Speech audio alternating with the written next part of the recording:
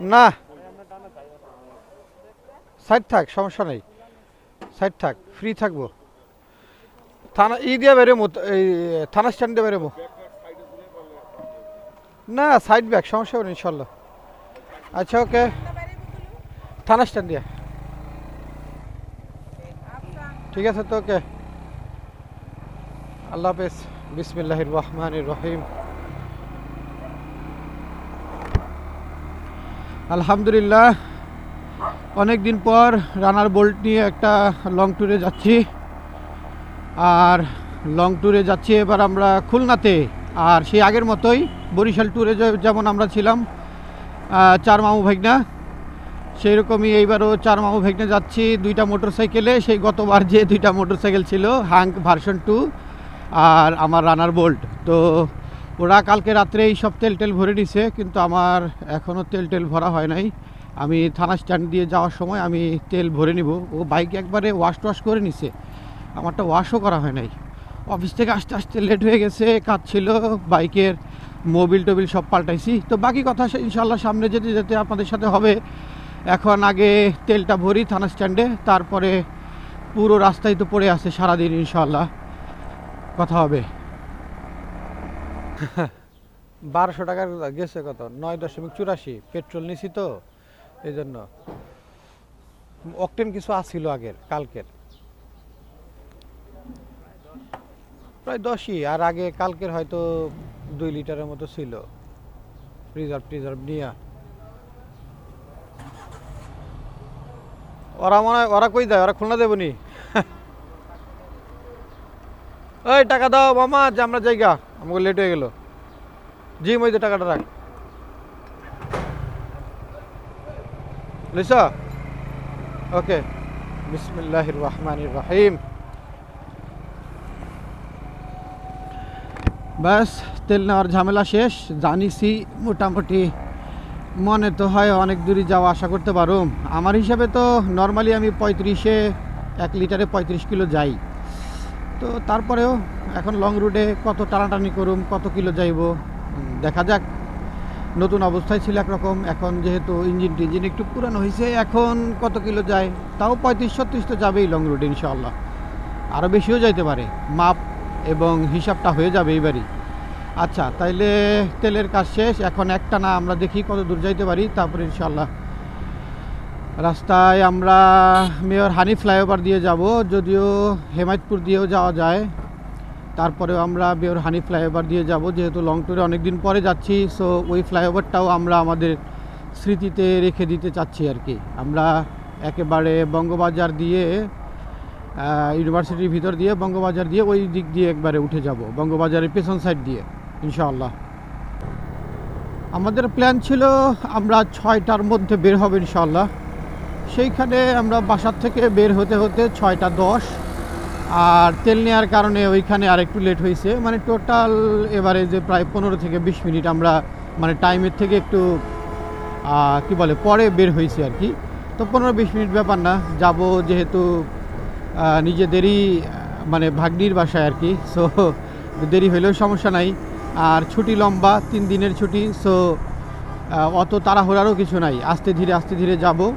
আমরা মোটামুটি প্ল্যান করছি যে আমরা এভারেজ 60-70 স্পিডে আমরা ক্রুজিং করব, মানে ম্যাক্স 70-70-এর উপর আমরা যাব না। এটা দুইটা কারণ। নাম্বার 1, খুলনা আমি এমনিতে এর আগে গেছি, তবে সেইটা গেছি হচ্ছে বাসে, 2-3 বার গেছি। বাট মোটরসাইকেল আমার কখনো যাওয়া হয় নাই। আর প্রতিবার বাসে গেছি, সেগুলো সবই হচ্ছে রাতে। সো খুলনার শহরটা বা খুলনার যে রাস্তাঘাট সেটা আমার এখনও দেখা হয় নাই ওইভাবে।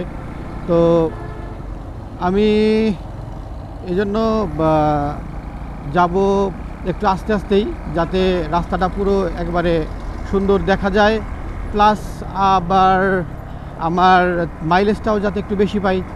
দেখা গেল যে প্রতি লিটারে যদি একটু আস্তে চালানোর কারণে 1-2 লিটার যদি বেশিও পাই, 1-2 কিলো, সো এটা আমার জন্য অনেক প্লাস পয়েন্ট। আর নতুন জায়গা, রাস্তাঘাট, চারপাশের দৃশ্য, পরিবেশ সব কিছু দেখতে গেলাম। নয়তো দেখা যায় কি যে খুব বেশি স্পিডে গেলে অনেক সময় দেখা যায় যে এই মানে ফোকাসটা একবারে একটা বিন্দুতে থাকে, আর বাকি সব কিছু একেবারে ব্লার হয়ে যায়। যার জন্য কিছু দেখা যায় না। ডানে তাকাবো, বামে তাকাবো, গাছপালা, পরিবেশ দেখবো, নেচার দেখবো, অথচ স্পিডে বেশি থাকলে সামনের দিকে একটা ফোকাস থাকে, সো সেটা উপভোগ করা যায় না। তো এই জন্য একটু আস্তে ধীরে যাব, যাতে সব কিছু দেখে শুনে তারপরে যাওয়া যায়। আর আমরা সকালে নাস্তা করি নাই, নাস্তাটা করার ইচ্ছা আছে ভাঙাতে। তবে মাঝখানে ঢাকায় কোথাও মানে হানি ফ্লাইওভারে ওঠার আগে হয়তো কোথাও চা খাওয়ার জন্য আমরা থামতে পারি, সেটা টিএসসি বা ইউনিভার্সিটির ওইখানে কোথাও। এছাড়া আর কোথাও থামার কোনো ইচ্ছা নাই। আমিন বাজারের এই জায়গাটাতে আসলে মনে হয় যে ইউরোপে চলে এসেছি। রাস্তাটা যেমন করছে একেবারে সুন্দর চওড়া, আবার সামনে গাবতলী ব্রিজটাকে ভেঙে যে নতুন করছে, অসাধারণ করছে। পুরো রাস্তাটা একেবারে স্মুথ, আর দুই পাশের গাড়ি ঘোড়া যেগুলো আছে ওগুলোরে লোকাল লেনে চাপাই দিছে। আর লোকজন মোটামুটি এইখানে মানে আমাদের সাভারের মতো না। সাভারের স্ট্যান্ডে একেবারে গাড়ি এইদিকে বাঁকা করে দেয়, ওইদিকে বাঁকা করে দেয়, লোকজন যেদিকে খুশি যেখানে খুশি ওঠে দাঁড়ায়। এইখানে মোটামুটি তাও একটু চলে, মানে ইচ্ছে মতো টানাও যায়, আর রাস্তাটা পুরাই স্মুথলি গেছে। সুন্দর জায়গাটা। ঢাকা শহরের বাইক চালানোর একটা বড় সমস্যা হলো যে দৃষ্টি এদিক সেদিক ফেরানোই যায় না। আপনি যদি এদিক সেদিক ফিরছেন তো আপনি যে কোনো জায়গায় একেবারে জোরে একটা ঝাঁকি খাবেন, হ্যান্ডেলটা নাড়া খাবে, আর আপনি একেবারে চিৎপটাং। কারণ জায়গায় জায়গায় ওই যে ম্যানহোলের ঢাকনাগুলা এখনও পর্যন্ত কোনো সলিউশনে আসে নাই। জায়গায় জায়গায় সেই ম্যানহোলের ঢাকনাগুলো আছে, জায়গায় জায়গায় এরকম গর্ত পড়লেই টপ একেবারে একটা লাভ দেয়। এই জন্য খুব কেয়ারফুল থাকতে হয়, বিশেষ করে এই কল্যাণপুরের পর থেকে একেবারে সেই নিউ মার্কেটের আগ পর্যন্ত জায়গায় জায়গায় দুই সাইডেই একেবারে পুরাপুরি অনেকগুলো আছে। কয়েকটা অবশ্য ঠিক করছে, বাট এখনও অনেকগুলো আছে গর্ত। ওগুলোর মধ্যে অসাবধান, এই যে একটা, এই যে একটা দুইটা, এরকম অসাবধানতাবশত যদি কেউ খেয়াল না করে তাহলে গেছে।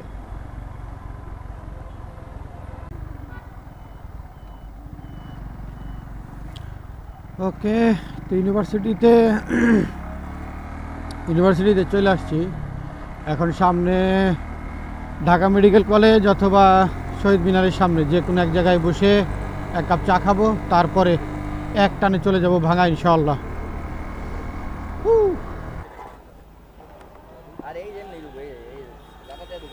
ওই জায়গায় রাখ, ওই জায়গায় জায়গা আছে তো। তো ঠিক আছে, চলো ইনশাআল্লাহ। টি ব্রেকের কাজ শেষ, এখন একটা না উঠে যাবো ইনশাআল্লাহ। এটা একটু ছোট শিয়া বেডটা রাখ। আর শিয়া বেডটা হইব তো, আর শিয়া বেডটা হইব তো। কি নিছ তো? আচ্ছা, ওকে চলো। মোটরসাইকেল কত? দুইটা দে, দুইটা 20 টাকা দে, টাকাটা নিয়ে নে।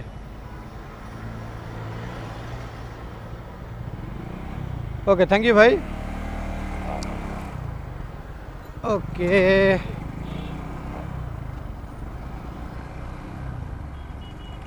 অনেক দিন পরে আসছি তো, যার জন্য মনে নাই যে কত। আমরা লাস্ট বরিশাল ট্যুরের পরে তো আর আসি নাই,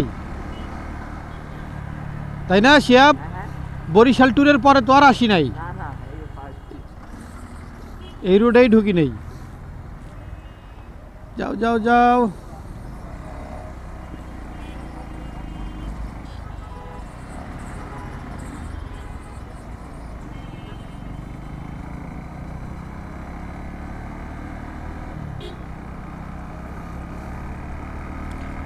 একটা টুল গেল, এরপরে আরও 2টা টুল আছে সম্ভবত। একটা পদ্মা ব্রিজের টুল তো আছেই, আর এক্সপ্রেসওয়ের একটা টুল আছে।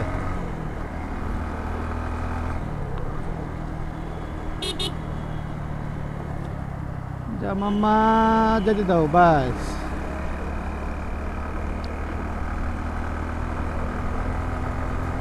যদিও আমরা এক্সপ্রেসওয়েতে আছি, তারপর আমরা আমাদের টার্গেট ম্যাক্স 70 পর্যন্ত আমরা থাকবো, আস্তে ধীরে চালাবো। যাতে কোনো ধরনের কোনো ঝামেলা না হয় ইনশাআল্লাহ। এই রাস্তাটা সব ভালো, সব কিছু ঠিক আছে, শুধু চালানোর সময় একটু খেয়াল রাখতে হয়, বারবার লুকিং গ্লাসে দেখতে হয়, কারণ কিছু ঢাকার কিছু ফাতরা পোলাপান আছে হেরা করে কি এমনভাবে রেসিং করে সকালবেলা যে দেখা যায় যে কারটার সাথে কে লাগাই দিল ঠিক ঠিকানা নাই। এই জন্য একটু সেফ চালানোটা উত্তম। এই জন্য আমি ওই দিকে যাচ্ছি না, স্পিডও বাড়াচ্ছি না, কারণ আমার বোল্টের স্পিড তো আর ওই R15 বা GSX-R মতো না, আর ওরা তো ওগুলা নিয়েই পাল্লাপাল্লি করে বা 4Bর সাথে। তো যার জন্য একটু আস্তে ধীরেই যাব এবং বাম পাশে লেন দিয়ে। প্রচুর লোকজন রাস্তায় জায়গায় জায়গায় দাঁড়ায় আছে, কারণ 3 দিনের ছুটি, লোকজন যাবে বাড়িতে, সকাল সকালই বের হয়েছে। যারা এখানে আছে শরীয়তপুর, মাদারীপুর অথবা খুলনা, যশোরের দিকে বাড়ি, আরামসে এখান থেকে চলে যাবে, 3 দিন ছুটি কাটায় আবার চলে আসবে। পেছনেও দেখছি অনেক জায়গায় লোকজন আছে, টুল দেওয়ার পরে অনেক জায়গাতেই লোক দেখছি। ও আমি আমার হেলমেটের লাগাই নেই, বেল্ট লাগাই নেই, এটা টাক টাক করে বাড়ি খাইতেছে। রাস্তায় কোথাও ছবি তোলার জন্য যদি আমরা থামি তো সেইখানে ওইটা লাগাই নেব ইনশাআল্লাহ।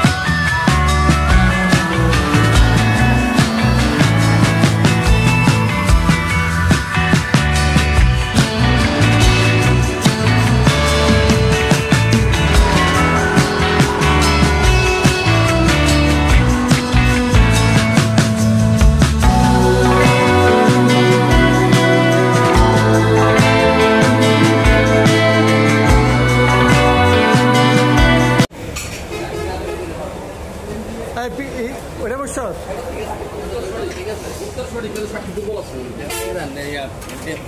পরে